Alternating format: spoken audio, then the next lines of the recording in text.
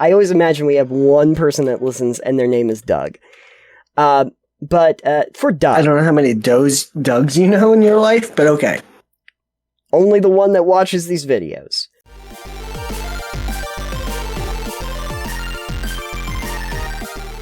On the last episode, we talked a little bit about the Mary Sue and thinking about reframing that archetype for a character and the trope that it is.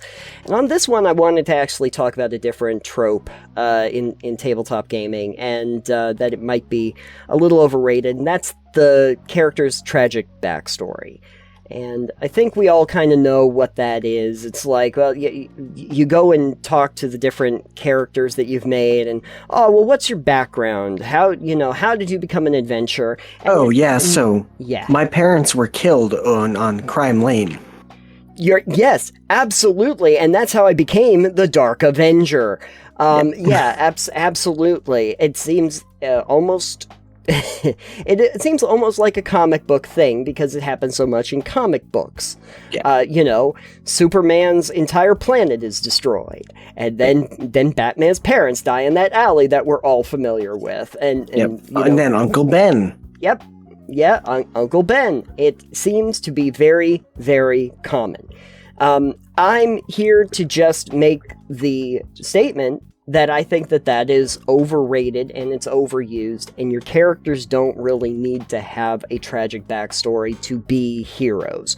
There can be positive reasons why you went into the adventuring game. Or just selfish reasons, even. Or selfish reasons. You could just be a jerk. Maybe just be Deadpool. Yeah, I mean, it could literally be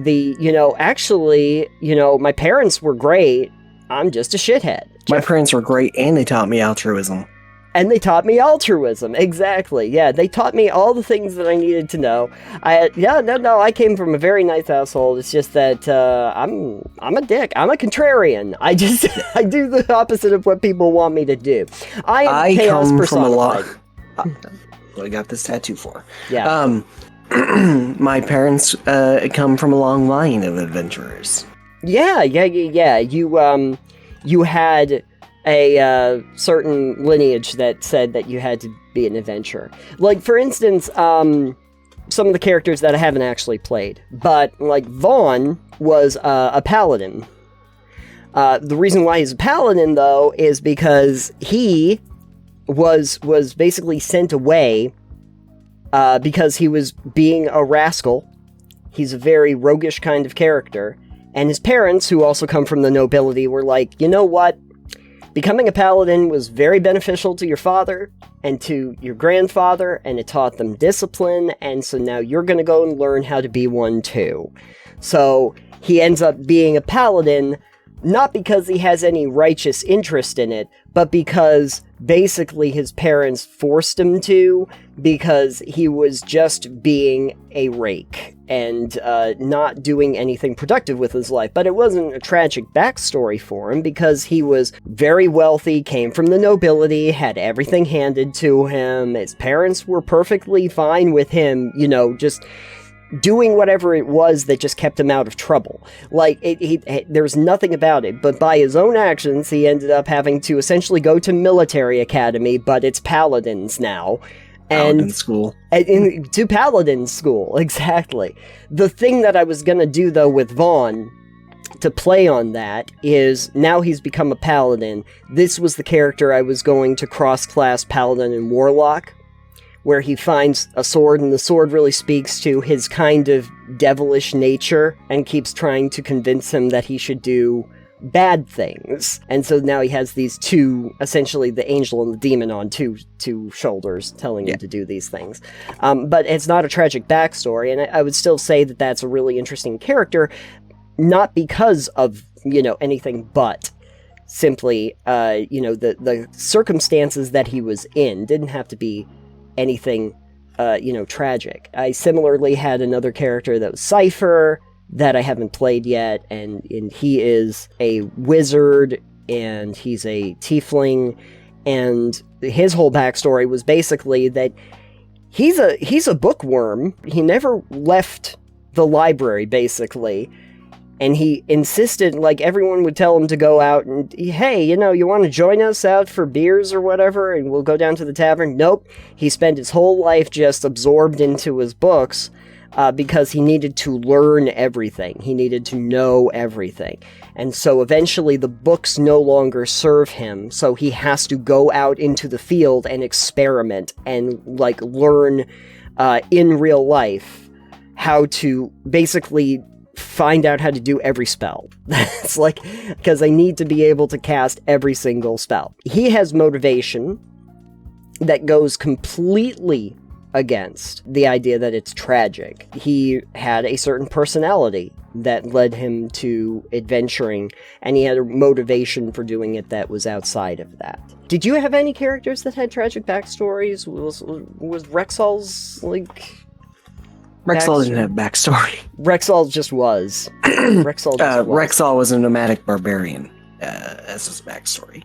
I think he might have had a slightly tragic, but I didn't actually go into details of it. I was like, yeah, he's like the last line of his barbarian family. Like, he's just the last one. He's the Highlander. Sure. I mean, he was pretty much, timeless at that point, so he became the Highlander. Yeah, perfect. But I don't think I made it out to be a tragic. It was just like, oh, I don't know anything about his family. Let's just go with the fact that it's like a nomad, but he's like the last of the line of death dice. Got it. Yeah. Snowball famously has a backstory that is, again, sort of like he came from nobility, and he could have lived very comfortably in his glade his whole time, but he kept reading these Sherlock Holmes novels that kept informing him about all of these wonderful detective stories, and he got enthralled with them, and then he wanted to go and become a detective because he read about it in these books, and he thought this is what I want to do with my life. This is what enthralls me. I don't want to live in this ivory tower or the ivory glade that he would have been in. The most tragic backstory that I think I had for a character was for Pip. And that's only because I did it as a joke. Pip Poppington, who is, again, a character I have not actually played, built him for something that we never did. But Pip Poppington was supposed to be a street urchin from the streets who was an artificer. And the reason why he kept building these things was because he thought he could cure his mother's death rickets. Which have a 100% mortality rate, but he's still keeping a positive attitude that they can be cured. He's sure that he can do this. Also, his mom died, but he's still sure that he can figure out how to make this work somehow. Maybe there's a resurrection spell. I feel like you haven't watched Full Metal Alchemist before. No. Got to do that sometime. Okay. Yeah. Well, the reason I bring this up, spoiler alert, it's like first episode. You learn that I'm pretty sure it's first episode, I don't know. Anyways, spoiler alert, they tried to bring their mother back from the dead. It did not go well. It rarely does. That was also an episode of Buffy the Vampire Slayer, for the record. Yeah, but I feel like Full Metal Alchemist did it better, probably. Maybe. I saw one, not the other, so...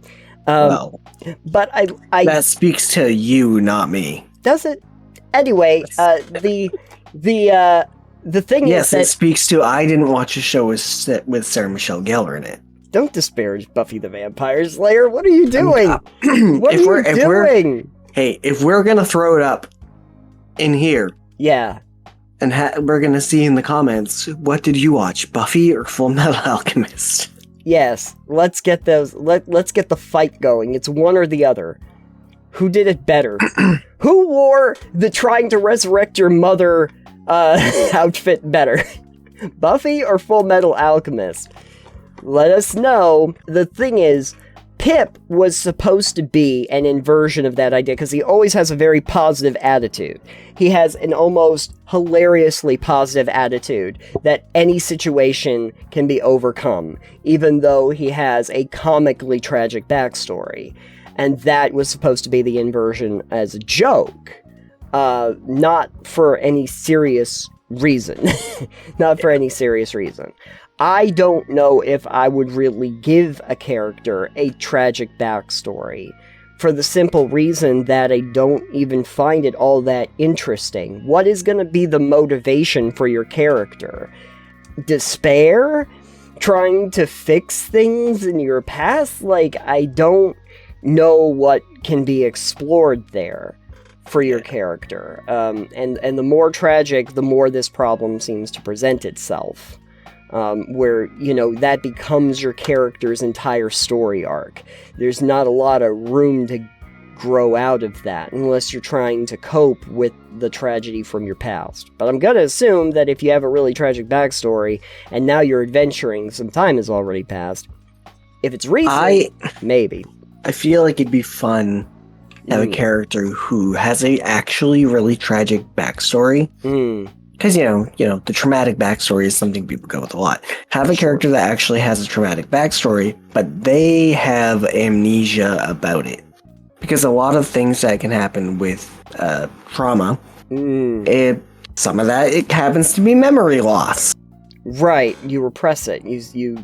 So maybe you repressed it to the point that you don't understand, realize, outwardly, your character might be fine and really positive.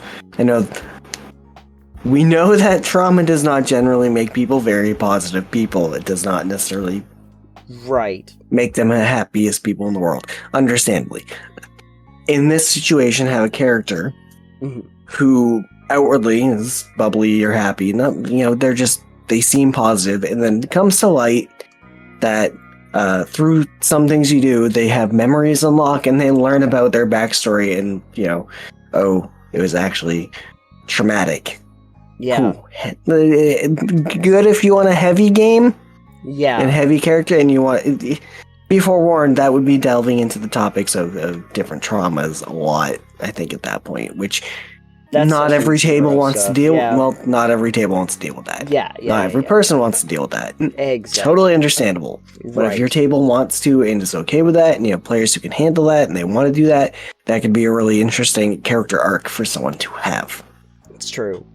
There's also the possibility that you could have something that was kind of tragic, but it happened really recently. Like it happened right before you started that adventure. So you really are trying to figure out how to deal with this situation. Like the reason you started this adventure was because your town just got razed to the ground by the Red Wizards. they came, they just razed your town. Everything was fine right up to that point. And then it happened. So now you're dealing with the very recent tragedy that you've had to deal with. And then it's actually your past before that can inform ways to actually deal with it, and you can talk about happier times before that happened. But just the general vibe of, my parents died in Crime Alley again. We really gotta stop going down Crime Alley.